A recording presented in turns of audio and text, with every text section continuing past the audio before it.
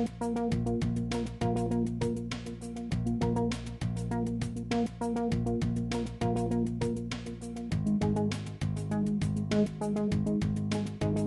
this video, we're going to go over a few of the charisma enhancing exercises that are covered in the charisma myth.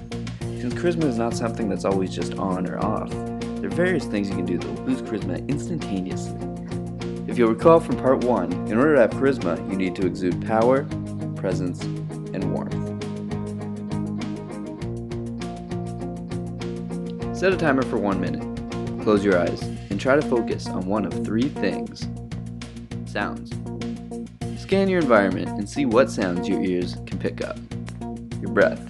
Focus on breathing in, the air going into your body, the sensations it creates coming and going, and breathe out. Or your toes.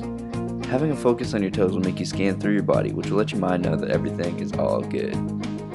You'll notice when you do this that your mind tends to wander. We can't even focus on just one thing for a single minute. This can be increased with practice. Increasing your presence by being a great listener. The next conversation you find yourself in, see if you can practice not interrupting. Don't think ahead for the next thing you're going to say. Keep your mind blank. And once the person has stopped talking, wait a second or two to take in what they've said before you reply. And allow them to interrupt you if they want.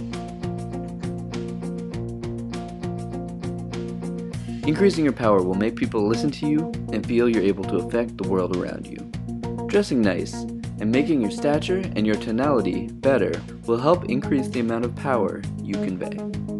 Vocal power exercise. Speak slowly. Visualize the difference between a nervous teenager and a judge delivering a sentence. Pause. People who broadcast confidence often pause while speaking. People who can't pause while talking are communicating that they are afraid you will interrupt if they have any gaps in their sentence. Speak with breaking rapport tonality.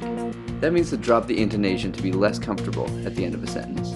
There's 3 types of tonality: trying for rapport, neutral rapport, and breaking rapport. For example, how's it going? How's it going? How's it going? The last one is breaking rapport and will display confidence. To display confidence and authority, you also need to have powerful body language. This exercise is called being the big gorilla. This is good before a key meeting or meeting someone you're intimidated by. 1. Make sure you can breathe. Loosen any clothing if you need to. 2. Stand up and shake your body. 3. Take a wide stance and plant your feet firmly on the ground. 4. Stretch your arms to the ceiling. 5. Stretch your arms to the walls on either side of you. 6. Inflate. Try to take up as much space as possible. 7. Roll your shoulders up and then back. 8. Imagine yourself as a 4-star general reviewing his troops. Puff up your chest, broaden your shoulders, and put your arms behind your back.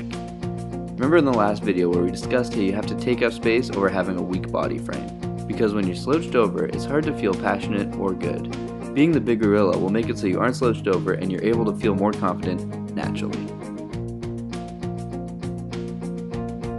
Increasing your warmth is simply increasing the amount of compassion you can hold for others. A nice little trick is to have more compassion for yourself. Forgive yourself of all mistakes you've made in the past and move forward from here. You can jot down 5 ways that you care for yourself and look back on what's going good for you when you're having a hard time. Having compassion for others. Ever been talking with someone and realized that you just hate them? I know I have. Try this instead. Imagine their past. What was it like growing up in their family and experiencing their childhood? Imagine their present. What does the world look like through their eyes? What might they be feeling? And lastly, imagine delivering their eulogy. Sounds dark, I know, but is there anything good that you can say about them? Although you may still not enjoy this person's presence, you will be able to show warmth to them enough that they feel cared for. And you'll be doing yourself a service by not getting yourself all stirred up, which could carry into the rest of your day. So these are a few of the ways you can increase your power, presence, and warmth. One final trick you can use to increase charisma is something called rewriting reality. So picture putting your hand through a bucket of sand. Now picture tasting a lemon, and then a lime. Which is more sour? Now picture nails scratching across a chalkboard.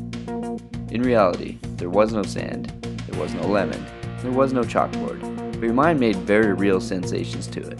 The mind doesn't know what is real or imagined, so if you find yourself cut off in traffic by a reckless driver on your way to a job interview, it's always better to go with the reality that helps you. Like the driver has a choking kid in the backseat and they're trying to get to the hospital is more helpful for your charisma than if that driver is just a dick. This will help put your mind at ease and let you continue without having your day ruined. You might want to take some time to write these down and practice these exercises as often as possible. Keep them in your mind and try to get them to become automatic habits, and you'll find your charisma increasing exponentially very quickly.